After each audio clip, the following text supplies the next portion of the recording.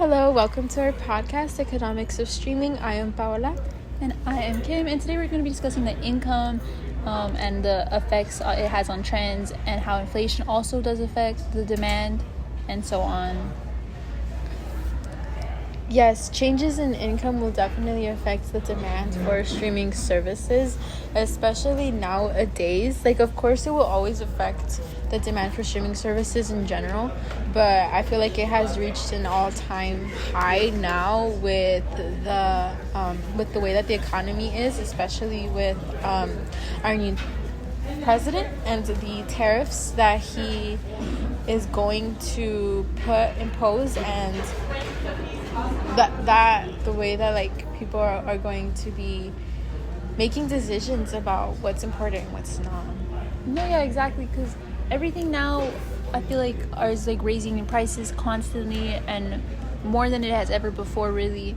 And because of this, people really have to decide what's more important, a streaming platform that's going to cost $20, or buying groceries. It just really depends on the area you live in, and then just the environment you are in, to where you can really afford these luxuries.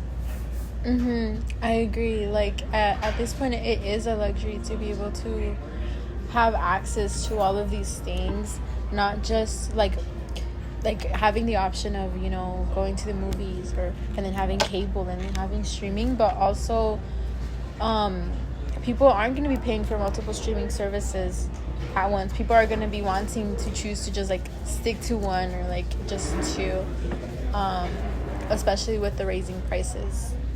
No, yeah, and this lowers the demand of purchasing, and this might mean for them to switch to something like cable or anything where they're saving money, but it causes more of a demand in something cheaper than something more expensive.